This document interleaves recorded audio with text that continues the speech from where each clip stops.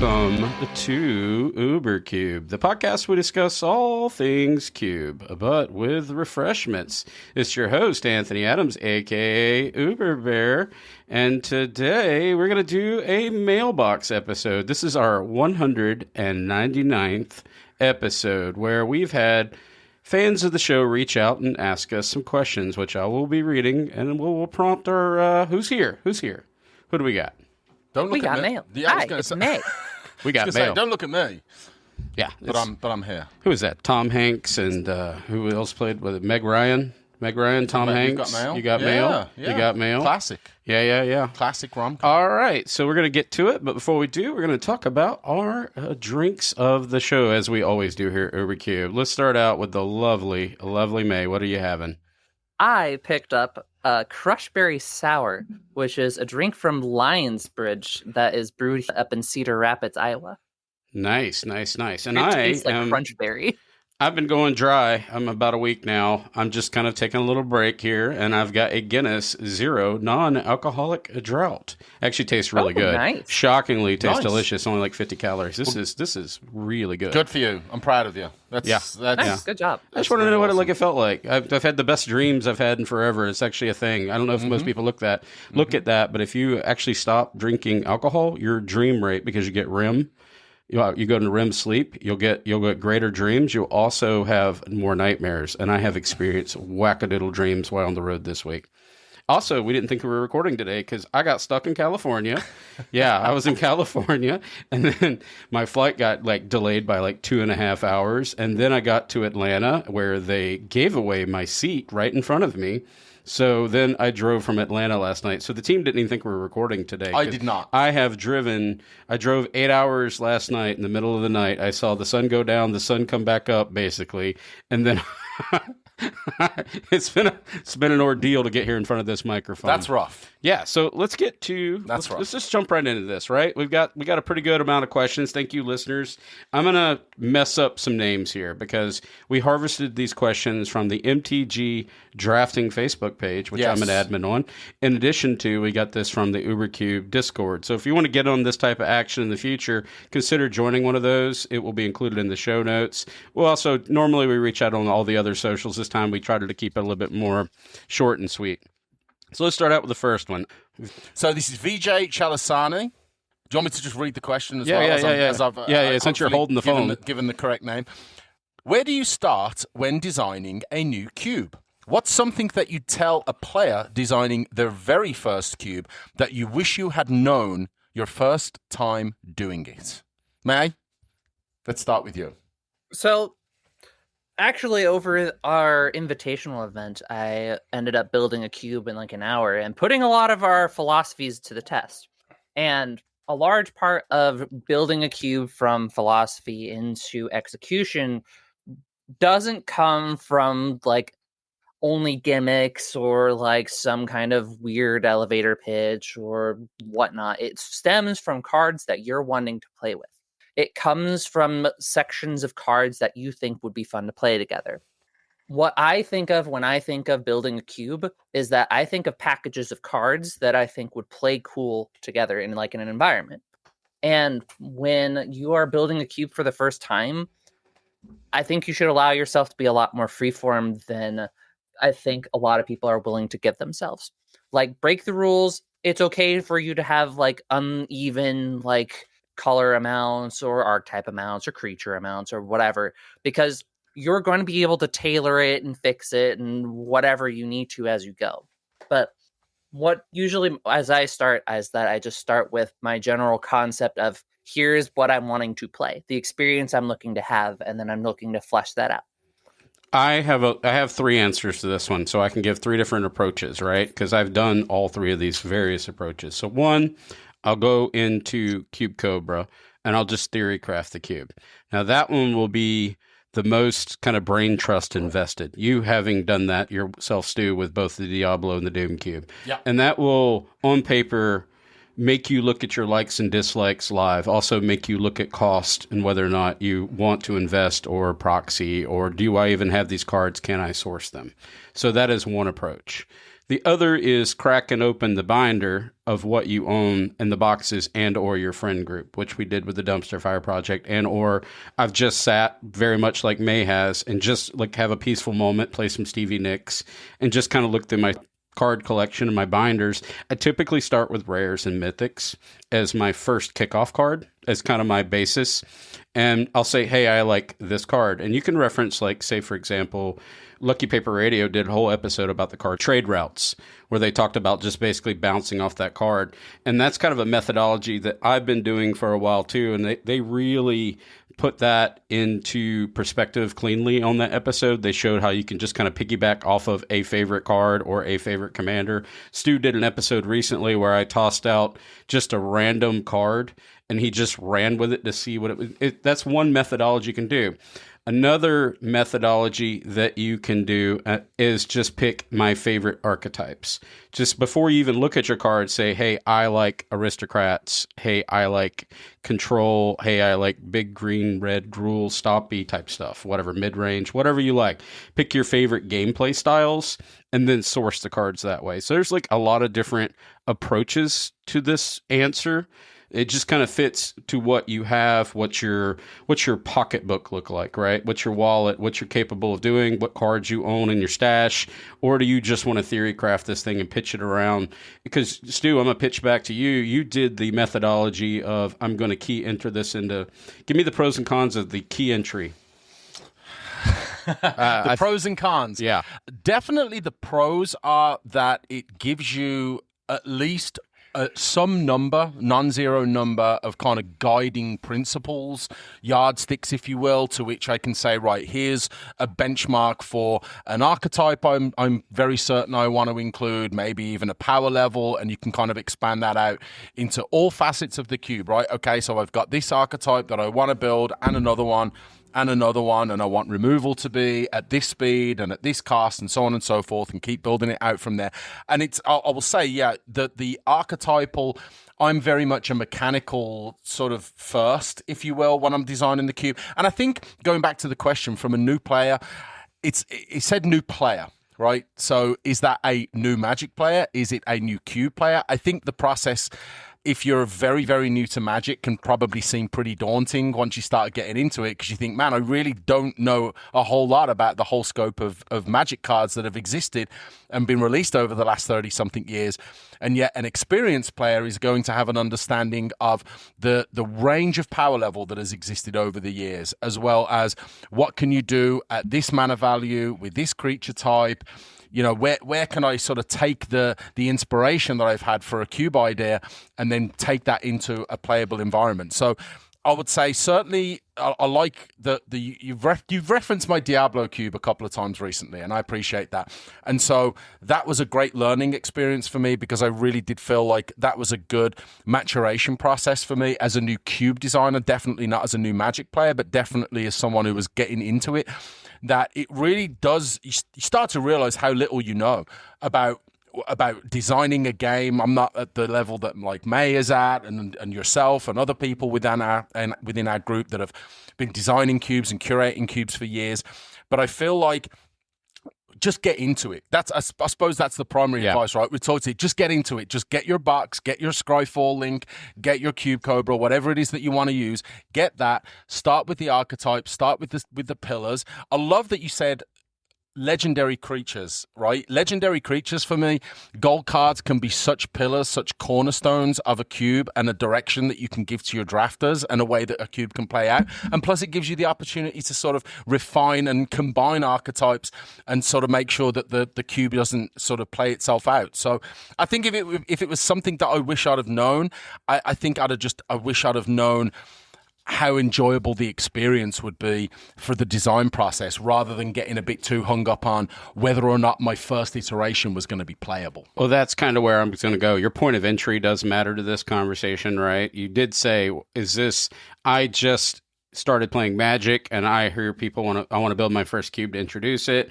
or I've been playing Commander and I want to switch over and have people play cube, or everybody else has a cube except for me. And all three of those have whole different entry points and kind of personal trials and tribulations you go through, right? So let's go to the last one I said. Everybody's got a cube except for me. So suddenly you're held to, in your own, this is all in your own mind, that you're held to some kind of standard, right? Say, our good friend Samich has the peasant cube that's well established in the Excel files, and these are known quantities, and people enjoy these cubes. Or our friend Kirby or our friend Choop, they all have known quantities. These cubes are tried and true. Or you can even say Andy Mangold with the 100 Ornithopters, or Anthony Maddox with the regular cube, these type cubes. And when you're like, well, I want to do something comparable to that, or I want to look at that, or I want to be different, that does create a different access point, right? And back to what May said, don't get hung up on that. Just do your own thing, right? And don't expect it to be perfection on day 1 or day 100, because that is the major hang-up, is that this should be my piece de la resistance the first time I release it, and everybody's going to love it, and they're all going to cheer me out the building. No, they're not. They're actually not. They're going to tell you 50 things you need to do better, and that's okay. That is part of the growth of making a game better. I think the other notable thing that you can do if it's just too daunting to pick up and try to make a cube on your own is that it's totally fine to just go on Cube Cobra, look up a tag of something that you're already interested in, like building, and then just pull up another cuber's list and just make it yourself. Like, there's lots of budget cubes that are available to make, and you could totally just go on Cube Cobra, find a list, make your own version of it, and then sleeve it up, play it with your friends. Our friend Brian just did that with the Chrome Wars. I mean, the Chrome Wars is an example. It was not his first cube, but he looked at my cube, the Uberbear's Artifact Cube, and he looked at Dan Schneider's cube, the Devoid Cube, and then he made an executive decision that he didn't want it to be either of those cubes, but he wanted to harvest ideas from these because he liked what he had played previously. That is another entry point. So there are 5, 6, 7 different ways to come at this based on your personality and what your comfort level is of entry. I know, I agree, and I will say, I know that this is unpopular opinion for at least a non-zero number of our guests who will say that Commander is, or can be, not a great way to play Magic, but I would actually say that Commander is a pretty incredible way if you're fairly established and you have a few Commander decks and you understand how they play, and you also understand how a Commander deck plays within the framework of a Commander game with other people's decks. I think that can be a great inspiration. I could find it very easy right now as a newer cube designer. I could sit down with 3 or 4, if not 5 or 6 of my Commander decks, similarly to the way that David McDarby did with his Live the Dream cube, and say, you know what, I'm going to take out the cards that make sense in a cube environment. I'm going to take out all of the Commander specific stuff and just go with stuff that is fun. Maybe there's some, cross-referencing within some of those archetypes. And I honestly think that's a great way to introduce someone to the idea and the concept of just building this cube environment for 8 players, or if not 4 players. So basically, to sum this up before we move on to the next question, is we just provided like multiple routes to come at this, and that way, if you have someone in your group that's interested, I would recommend this episode and also LPR, and reference some of our library and other content creators, etc., because they'll give you the different entry points and routes that you can come about this. So that may, with that whole bunch of directions and perspective, may seem overwhelming, but it's not. You just got to choose the path. Just do it, man. Choose your comfort level path, right? Yes, all right, so this next one I'm going to pass over to Stu again, too, because I think we've got Icelandic this time. And I'm going to let go for that one. We don't get our good shout out to our good friend Yelty, but this isn't Yelty this time. I wish we knew this person's name shorthand. Okay, so the first name is definitely Christian Oder Gudmundsson. I'm gonna go with Gudmundsson. Yep, we'll go with that. Well, it's pretty close. It's close enough. So thank you. First of all, thank you to VJ, and very much again, thank you to Christian for your question. I love this. What are your and your co-hosts' elevator pitch to get people to try Cube? I'm going to try this one first. Can I take a swing? This depends on the context of the environment, right? It's different. It changes. So I'm going to talk about my SEG con type experiences, which we've done 4 or 5 of those at this point. Also like cube cons and other things where you've got competition in the space of other cubes firing, right? So if you're in a space that's full of cubes already, then you're there for that reason. So now you've just got to do an elevator pitch that just draws somebody in, like a storytelling moment or whatever.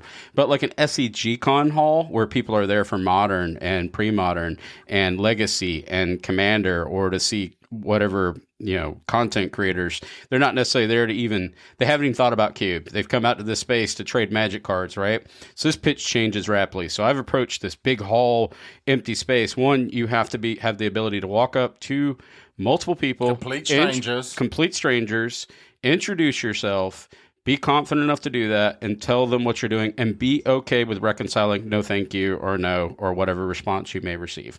That is something that's going to occur. Yeah. You have to. It's like a salesman. You have to be okay with having that door shut, and you can stick your foot in there if you feel like you can pitch a little bit more. So you think it's like sales? Because I've also been there with you when we've been at these SCG cons and asking people. You know what? I almost feel like, have you ever walked up to, a girl or a boy or someone that you find attractive and you want to ask them out, and you're like, hey, would you like to go out for coffee with me? Be prepared to be disappointed. Be prepared to be turned down. Don't take it personally. You're just trying to get someone or a group of people interested in doing something that they didn't wake up in the morning thinking they were going to do, or that they might not want to do, or they might not even enjoy in the first place. So be prepared for some disappointment, but just trust that you are offering them an experience.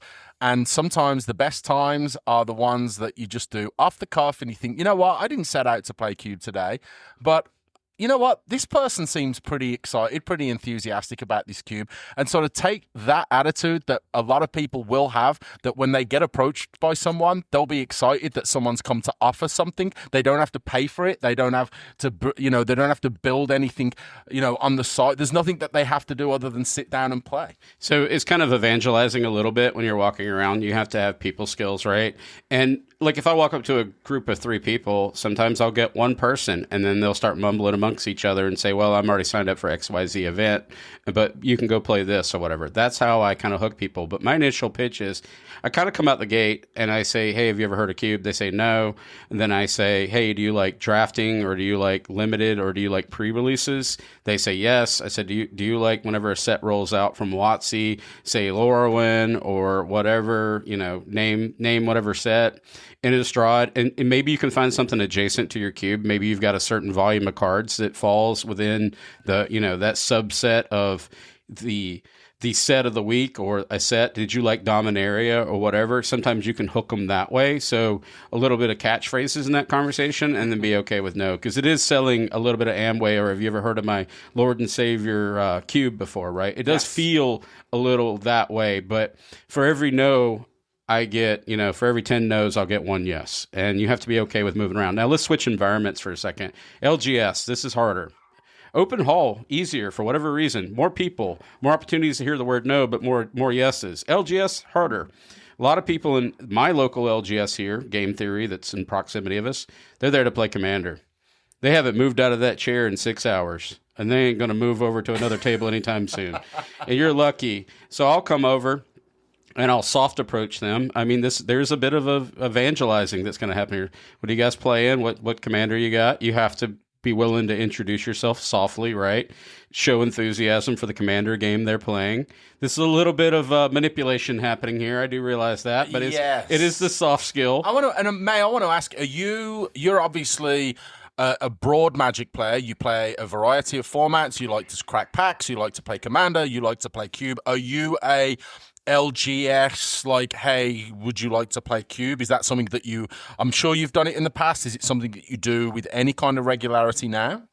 I don't do it regularly, but I have talked to LGS owners, because usually if you want to get like Cube sessions started, the 2 best ways that you can get cubes going is either one, you coordinate with the LGS like coordinators, managers, owners, whatever, and they will set it up so that way you can have like a period of time. So that way it's just like, okay, we'll like advertise it. So that way it's like, you will have like this section of day, whatever, and we'll make sure that you have this as your allocated cube time. And we'll let people know that you're doing your cube time, and you can try to section off and get as many people as you can. The other way is like, if you are bringing in, and this is where bar cubes really like excel, is if you're bringing in like some kind of really low to the ground, something kitchen tabley, something for like 4 to 6 players that's like pretty quick and easy, you can usually convince people who are like more looking for that kind of casual kitchen table magic experience to play like a quick cube experience if it's something like easy to pick up. Yeah, right? and I would imagine And these, like, can I just say, you've got, specifically with your, you've got these crazy, like, cubes that have coins and cubes that have, other little pieces, but you've also got stuff that you can just basically take somewhere wrapped in a elastic band and break it out like, hey, I've got no other pieces, all you need is this. It might modify the game a little bit. So if you're at least, you don't even have to be an enfranchised Magic player. If you just understand the basics of the rules, this is going to be straightforward for you to play. That way you're not tracking a whole bunch of stuff. It's not awkward. So that must go a long way as well in that when you're trying to sell like the bar cube. I want to add one more piece to this. Again, approaching, we're going to call them pseudo strangers, right? LGS. May already hit the nail on the head. What I was going to say, it's better to kind of prompt through the store and ask if they can either announce, walk around, ask, set up a day, all these things, right? Opposed to interrupting the commander table. Sometimes that's more of an introductory to maybe set up and queue for the next time you're in the store, that, hey, would you be interested the next time I visit type situation. But also, if you're able to get somebody set down, be okay with drafting with 1 and then drafting with 3 and then filling out to 4 and maybe 7. Like, don't try to think you're going to get this magical 8, right? The magic 8 ball is not going to populate right there in front of you just because you showed up and I brought my cube in. How many cube curators would love right now to just be able to have 8 with any consistency, even once a month or once every 6 months? It would be nice if I could even get 8. Right there. Right? There you go. There's May, who's like, man, I would love to have 8 people consistently that I could draft with. So that's something that is definitely a unicorn. We've spoken to people either at events or when we've had, even our own event where it'd be like, yeah, it's nice to have all these people together. And someone said, yeah, I'd barely ever get 8 people together to play my cube. So to have a store, and like you say, I think that really is, I want to really put that emphasis on that point of, talk to your store owner if you're going to an LGS. Go up to them and be like, hey, would you mind? I've got a cube. I'd like to play it. Would you mind partnering with me and getting some players? So to wrap back to the elevator pitch real quick, I think that if the question is a lot more directed towards like just trying to convince your usual play group to just try playing Cube or try to get them like at least interested or intrigued with Cube, the way that I tend to do it is that I start off by talking about how nice it would be to like get back to that kind of kitchen table style magic, and how nice it would be to be able to have like an area that you don't have to worry about like rule zeroing or having to worry about like which cards you're having to worry about or whatever, and having like a set of cards that's already curated and whatnot. And there's already a format that exists that does these things. There's already a format that retains a lot of this kitchen table style magic that already has a restricted form of card pool, that you don't have to worry about like new cards coming out and becoming overly complex or the right amount of complexity or whatever. It can be the exact kind of environment that you're looking to play. It can be as complex or as simple as that you're wanting to play. It can be very fun. It can be very complex. You can do it as like commander cubes. You can do it as just like 1v1s. There are so many different ways that you can interact with cubes in a way that is underexplored, and it is very fun. And if people end up liking building decks and they like feeling like they're playing like certain archetypes and building certain things over and over, sometimes it's just fun to just play cubes and just keep running back the cube and redrafting different archetypes and seeing what you can build. Right? Yeah, I agree with that wholeheartedly. Like the pitch matters, but just be okay. Set your personal expectations. Don't allow the disappointment of not getting 8 on round 1. Just kick it off. Yeah. Sometimes I've compared it to playing Commander is a lot like playing Minecraft, while playing Cube is a lot more like playing Smash. And what I mean by that is when you're playing Minecraft, you're trying to like build your house. You're trying to build these cool little inventions or whatever. You have the people who are like doing their redstone and doing the cool little whirlgigs. You have the people that are like going off exploring. And you just say whirligigs again? You know how we feel about whirligigs. No, don't. You can just destroy all them in Minecraft. It's okay. But then you go into Smash, right? And this is more of like that kind of fighting game, party game vibe to it, but there are certain archetypes, there are certain characters, and you start learning to get good at these certain characters and these archetypes of characters and etc. And the reason that cube is similar to that is that when you're going into an environment, you're looking for those tells of certain archetypes in this environment, and you're trying to pick your character during the draft. You're trying to pick your character, and then once you actually build your deck, you're trying to play the character. Because a lot more of that kind of that punching back and forth comes out when you are in an environment where the cards are a lot more restrictive. Versus in Commander, it's a lot more free form. It's a lot more people trying to experiment with more interesting, big, splashy cards.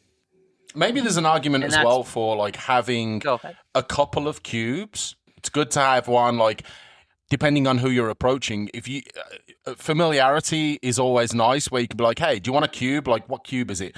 Have you heard of Cube? Are you familiar with Cube? Yeah, I know about Cube. Okay, would you have interest in like a vintage cube, like a power cube? Like, that's going to be appealing to people. It might be newer players that are like, oh, I like to turn creatures sideways. And you can say, perfect. I've got this, fairly low to the ground. It's very creatures, oriented, relatively straightforward to play, but super fun. Like, what do you think? That's funny. I got a text message today, actually. I haven't responded to it yet. Shout out to our friend Jason Brinkley. He's like, my son's in town. He brought a bunch of his friends from college. They hear you've got a powered vintage cube. They want to play it. And I'm sitting there thinking, I don't know yet. I don't know if I want all these. I don't know. They seem overly excited to get in there. I'm like, yeah. So just tell them the whole cube is proxy. The whole cube's proxy. The whole cube is none proxy. Of these are real. None of them is real. None of these are Nothing real. Is real.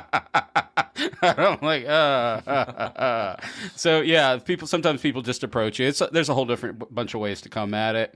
The next one's from our friend Aaron Chronic. So Aaron gave us a bunch of questions, but I think we can kind of build upon this. So let's kind of work this one as individuals here. So first one was kind of a drafting mindset. How do things shift from pack 1, pack 2, pack 3, pack 2, pick 3, curving into new direction? I think what he's asking is from a kind of a drafting theory. Maybe you got the wrong podcast for that one because you're going to need good Magic players. But I think he's talking about like the art of the pivot and how do you kind of keep reading the signals while drafting. I'll just answer this one openly and honestly. I set in, I lock in pretty fast. And even if the well dries up, that becomes my splash. I'm not a person who I don't overly invest in the idea of pivoting or drafting open cards. I pick what feels like something mood-based I want to play that night, and I lock it in. If I see an Oath of Druids, pack 1, pick 1, I'm doing that. Bowls of Citadel, I'm doing that.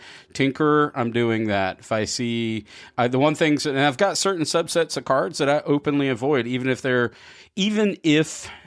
open and they're draftable to me. I was talking to Chris about this recently. Boros, I do not enjoy Boros. I just don't. The only time I enjoy Boros is in a shell that I can build a Boros control shell. Like if I can make it kind of grow into something different besides turn creature sideways aggro. I'm not a person who enjoys aggro. Sometimes I found myself drafting it because it's getting fed to me. I might even 3-0, 6-0 with that, but I don't feel like I 3-0, 6-0 with it because I got no personal reward out of that. So I try to break that habit, and I force a lot during drafts, and I will push through it. If I see a birthing pod, I'm building a birthing pod deck. If you're not supporting it, I don't care. I'm doing it. I'm just going to go all the way in. And I take things to the fail point, and I don't pivot pack 1, pack 2, pack 3. I also try to choose cards while I'm doing that are highly proactive. I like, the flame slashes, things like that. The mana leaks, mana tithe, any of the 1-drop stuff that's points of interaction. I just do that, and that's that. Otherwise, I kind of pick a framework and I run with it. I'm a dirty Esper player, and I just love Esper in all the control aspects of it. I probably should come out of my own shell. I also love artifacts. These are like my 2 go-tos, and I'm a happy boy. Aristocrats would be my 3rd, which falls into that kind of shell. And then other than that, I really don't venture outside those lanes too much. I just play what I know. How about you, Stu? I pick what's fun. That's it. I don't really have a lane. I don't have a color identity necessarily that I automatically pivot towards. I shuffle through the first pack. I look for something that looks fun and interesting and something that I can build off. And I typically tend to stay and I maybe force a little bit harder than I should. I think if I really wanted to refine myself down to a really, really good drafter, then I would focus a little bit more just trying to understand how to pivot better, because I don't really like to do that. I kind of figure, you know what, I've started here. I'm kind of all right, I've started. I'll stick it out. But like I say, I think for me, it's primarily about fun. Primarily about seeing how I can make cards like interact with each other. See how I can pull mechanics together and make things fun. That's why I'm happy. And like David McDarby's Live the Dream Cube is like very fun. That's my like if I could play that cube every single day, I would. Odd Mana Tribal. That was my Yeah, it was. Odd mana. Yeah, odd mana. All odd mana. And that was one of the funnest drafts I've ever had. I got to bang Emrakul the Promised End off the top of my Any deck. cube that'll give me routes and not lock me in and just kind of let me do my own thing. Exactly. And that's kind of I don't pivot. I'll just go, man, that card's sick. I'm doing that. That's right. And I'll lock in, pack one, pick one. I get really aggravated whenever I have to. You do too, because I hear you say it like, I'm in. I do the same that's thing. It. First go. Right. Even if it's me. That well could be totally dried up. I'm like, I'm still in. It usually seems to be.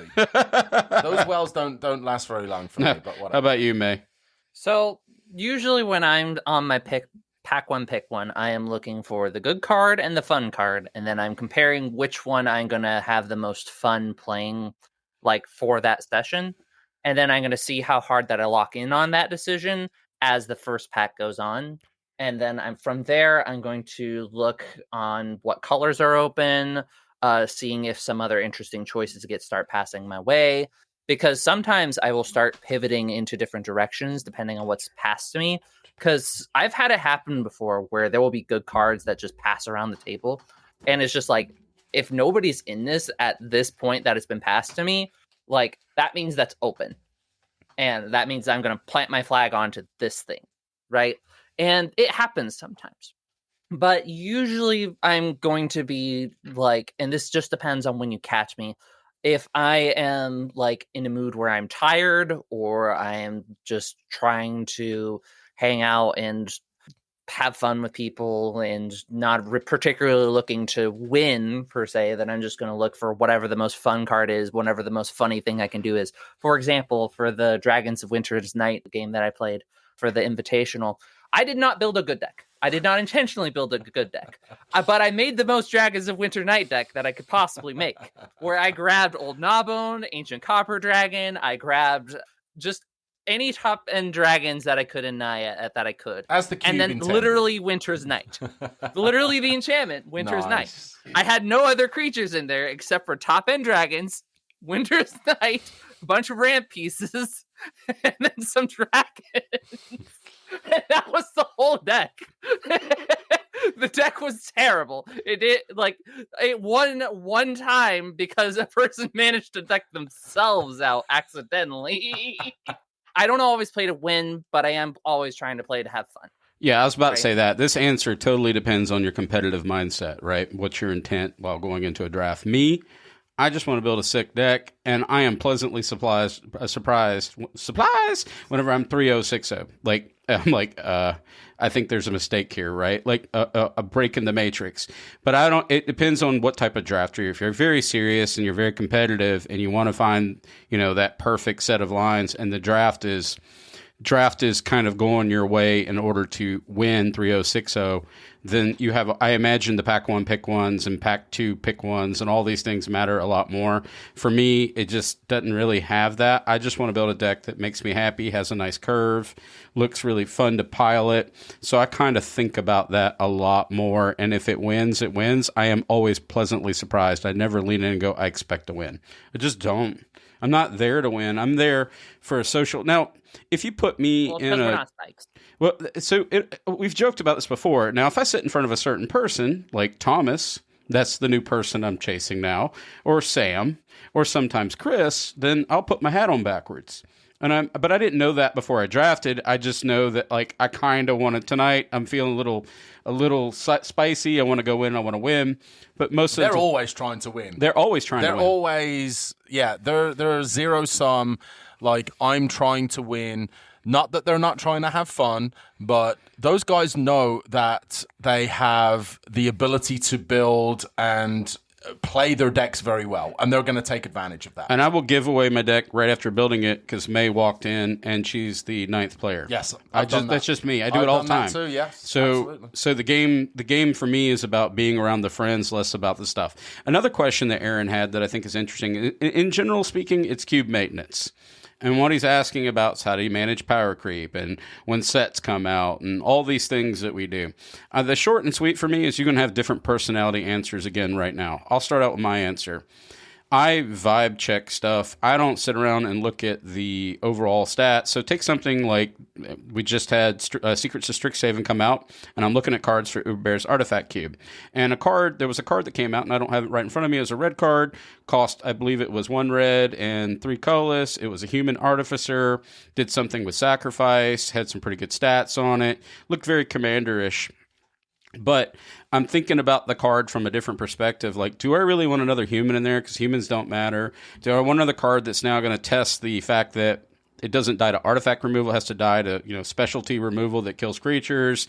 I think about all these things as far as my inputs and outputs, right? And mostly I just want the cube to, over time, organically drift towards the idea of a being everything's like could die from a disenchant, mostly, like, say, 70% of the cube dies from the idea of a disenchant, and the other 30 are things that are resilient to disenchant, so I don't have that mirrored in matchup that I used to have. That was a thing. So the evolution of that cube has been formatted where, yeah, this card's really neat, and it does play into the sacrifice deck, and it kind of does all the things that I want it to do, but it's not an artifact. It's a human. It's an artificer, and my artificer payoffs aren't there. So I'm evaluating kind of from that stance as far as that. So power creep, it doesn't really answer the question. It's more of a, in my head, does this feel like a flavor win?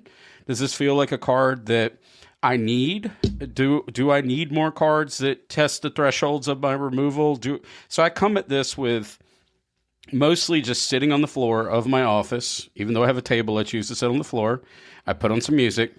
And I look at the list, I've got my little spreadsheet, and people have made recommendations to me, and I go, how does this feel to me? I try to put myself in, like, would Stu like to draft this?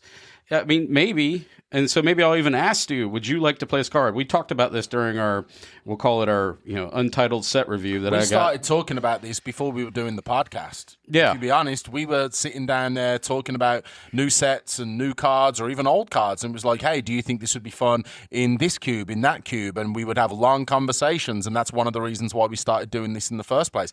But no one's forcing you to maintain or even reach a certain power level with any of the cubes. The one exception I would probably argue is if you've got a power vintage cube, then anyone that sits down and drafts it is probably going to expect, power, as well as all of the broken stuff that's come out over the last few years, right? A lot of new cards in vintage.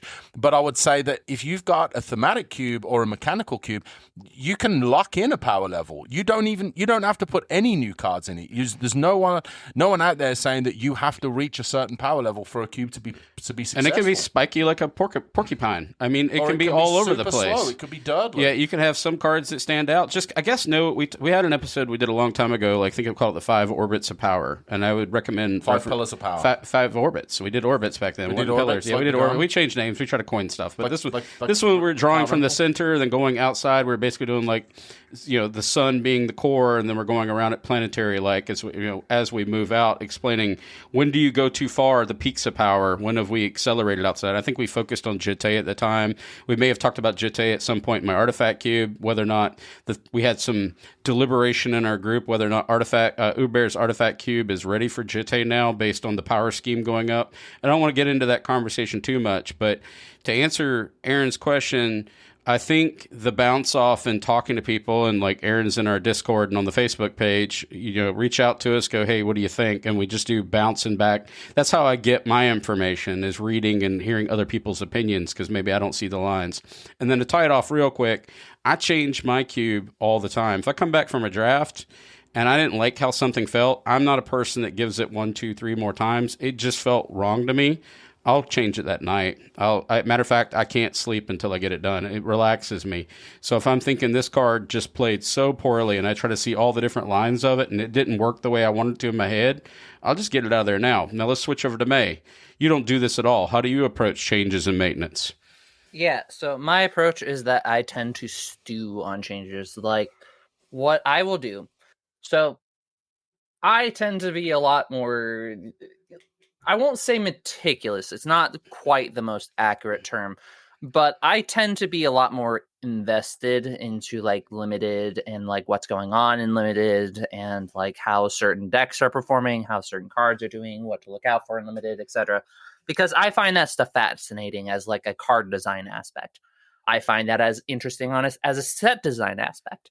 And I kind of just take notes as like a cube designer.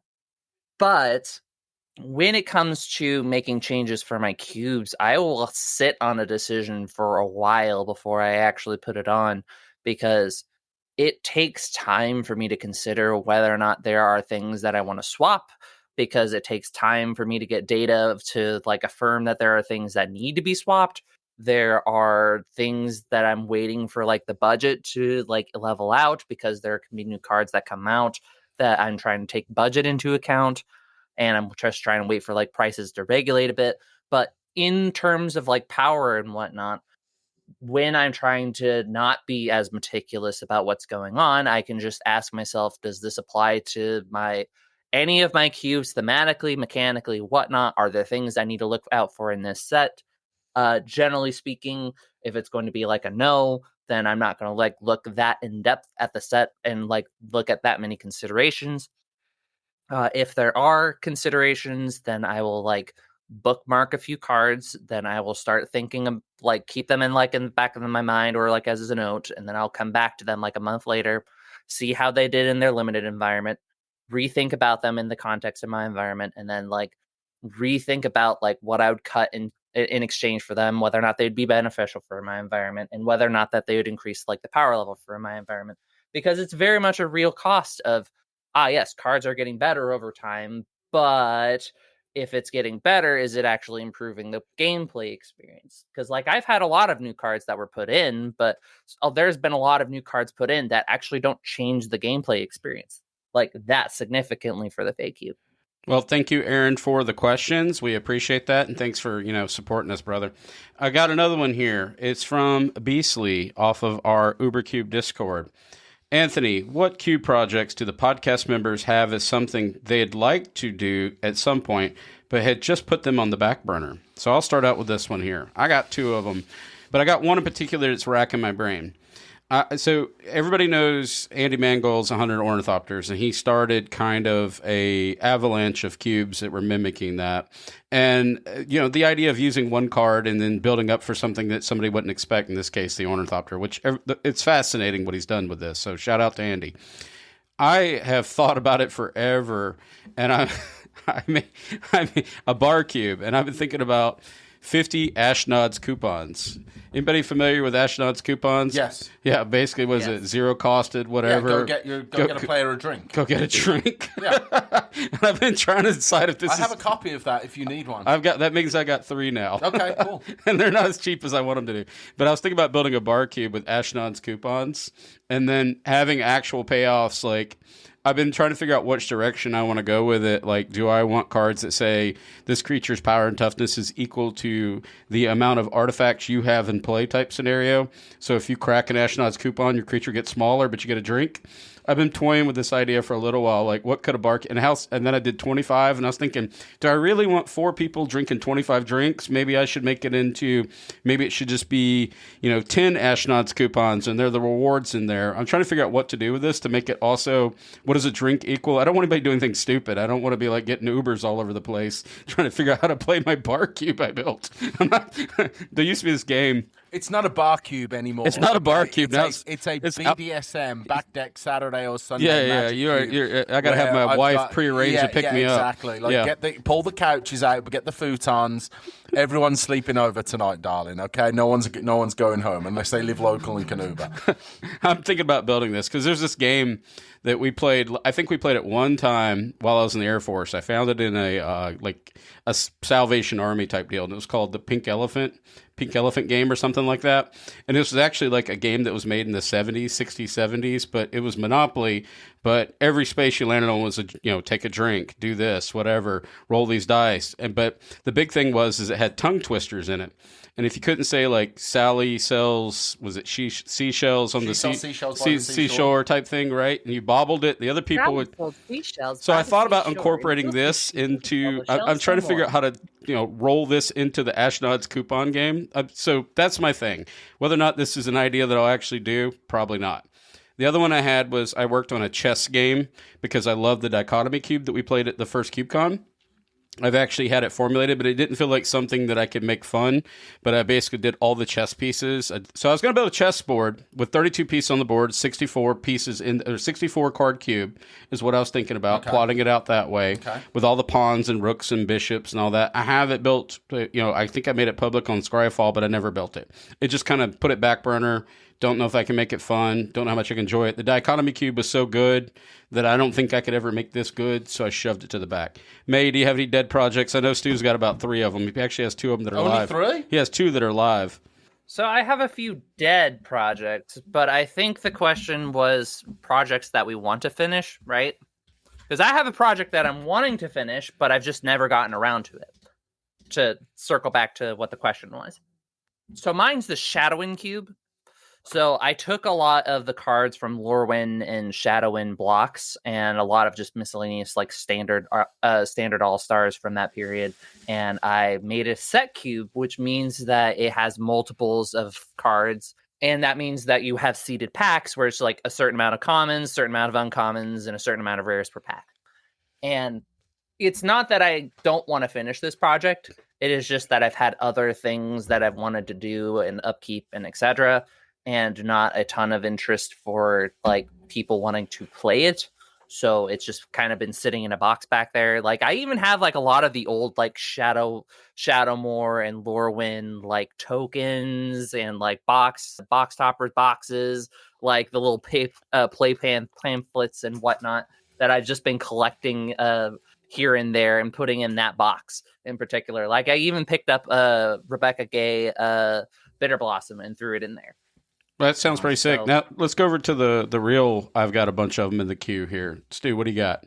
So, okay. The Doom Cube, yeah, maybe I'll finish that. I don't know. I've become less inspired with that over the years. The Diablo Cube, I have the online version. I would like to finish a paper version that's actually going to look and play very, very different. So that's going to basically have to be a cube that's designed from the ground up. And then I have a couple of others that, honestly, it's been so long since I've even looked at them that I can't even remember what I was thinking about when I first started putting cards in there. I've got one right now it's just titled the Jamira Cube. I thought it said Jumanji Cube from over here. No, I thought I heard the drums going boom, boom, boom, 11, boom. 12, 13, 14, 15, 17, 18. There's like 19 cards. That sounds fun. In this cube. Yeah, it's obviously not complete quite yet. It looks very balanced. One blue card. One blue, one artifact, 2 green, 4 red, and then 11 multicolor cards. So, I honestly think at this point I would love to just have some time. My wife and I have got a lot going on, like we generally tend to do. We're getting towards the summer, and it's been a busy spring, busy holidays. I don't know when I'm going to have the time to like sit down and really start to go through some of the projects that I'd like to either finish or even ones that I've very early and just started. But for me, it's not what projects I would like to work on. I think it was just I'd like to have some time to do any of them. So we got that. Thank you for the question. We really do appreciate it. Very cool. Thanks, Beasley.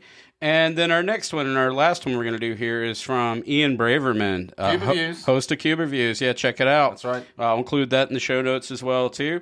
But basically, ask the question, if I'm curious about when you have someone new to Cube in your playgroup, what kind of cube do you bring out? I hear so many people bring out simple cubes for this. I built one also for this purpose, but usually these players are more interested in something like a vintage cube or something exciting. That is a good question. Our play group is growing. We've only got so much space, and Sandwich's house and his table can only hold so much capacity. But we do have a rotating revolving door of 15 to 16 people that will come in and out. And about once every month we get, hey, can I bring a friend along? Normally, to answer your question there, we just fold the friend into whatever we're playing. I mean, on some occasions, we'll take it to a peasant cube, which in this case, Sandwich's peasant cube it's not new person friendly, but there are decks within there that are new person friendly. The rest of us can get what we want out of it too. So I like to bring in a cube that is blended, that will allow all types of players, because that's just a normal thing anyways. Not everybody, if I show up, again, I drove all night to get here. Sometimes when I sit down at the table, I just don't have the brain space to run that control deck that I want to do. I wouldn't be able to do it today. I'd probably draft just a Gruul deck if we were drafting right now, and I'd be okay with it. I'd just sit around, hang out, draft a good stompy mid-range deck, and just run with it. So I think as long as your cube that you have at the table supports all different types of player personalities and styles, it doesn't matter. Now, if you get into like a super advanced synergy cube where they've got to be indoctrinated or know all these lines, I can see the problem in that. If everything was, you got to have this lock card, this keystone card, and if you don't get that and you don't hook these other cards to it, you fail. I could see that probably running them off on day one. But if you busted out a peasant cube or a vintage cube or a horror cube or an artifact cube, I mean, either they're going to like it or they don't, to answer the question, right? They're there. The assumption is good intent, that they're there to hang out with you anyways and find out what all you people are doing and why you're getting together. Yeah, I think it's an easy question. Like, what kind of Magic do you like to play? Okay, cool. This cube is kind of, you're going to vibe with that. Let's play that one. Yeah, I don't get overly hung up on that. And then also, if they feel like they're overwhelmed, or if they're open with it and say, I'm intimidated by this, I don't know what I'm doing, I drafted nothing, hey, can Stu sit down with you and help you deck build, and we'll talk about what you've got here, and we'll cobble something together. So I think you can fix a lot of that problem in the draft. And because, sometimes cards have too many words on it too. It can be intimidating for certain people. They're like, I don't know all these new cards. We just did that at Uber Cubathon, right? And they're looking at it and they're like, this thing's got, 30 lines of text on it. I have no idea what's happening here. They'll just pick whatever. People will pick and gravitate towards what their comfort zone is anyways. I think it's very self-regulating, and I think it fixes itself. May, what do you think? For me, it's the Fey Cube. Like, that is the one that I've consistently had people, like, I've had sit down and play, just because there's the only real complex mechanic in there is adventures. But if I were to choose another one of my cubes that's pretty simple to play, it's probably the new box of cards cube that I just created. I should probably put that up on Cube Cobra at some point. But a lot of the cards in that cube are extremely simple, where it's just like a bunch of combat tricks, a bunch of French vanilla. Well, okay, really so to kind of help you out with that one too, another thing that I think is important is this person's come in, they're new, they're your 8th player, is also the consideration of the other 7 too, I think is part of this equation. Right. So it should be an open discussion, because maybe some people they're in the mood for playing this cube. We'll help you, the 8th person who just came in for day one. We'll help you. I think two-headed giant cubes would probably be the best, though, just because you'd have a partner to draft with and play with. Yeah. Because, like, when I was first getting my girlfriends at the time into playing Cube and playing Magic and whatever, I built a commander, like, two-headed giant style cube. And it could be played as two-headed giant, but most of the time we just played it like commander in a box. But we were playing it as two-headed commander at the time, so that way we can kind of get people, like, teach them how to play and, like, draft with them. And it worked out way better because, like, having somebody, like, sit there and, like, work with you so that we could help you understand cards and help you pick out which ones are good and, like, figure out what things are can really help a lot with that process as well. Yeah. So, Ian, I just want to say thank you for supporting us and asking that question. This is kind of going to be a wrap-up for our mailbox episode. We wanted to keep it short and sweet and maybe answer some of this little, potpourri. They never end up being short and sweet. No, because some of the questions are more complex than others, and there's a lot of different viewpoints and different approaches to these. But I think it's hard to keep it short, though. There's so many good questions and so many good points to make. Absolutely. But, again, thank you so much for everybody for supporting us. And the engagement. Episode 199 here. So we got a 200th coming up soon, so we're building up to that. But thank you, everybody, and just glad to have you all here. And we're gonna go ahead and take it to the socials.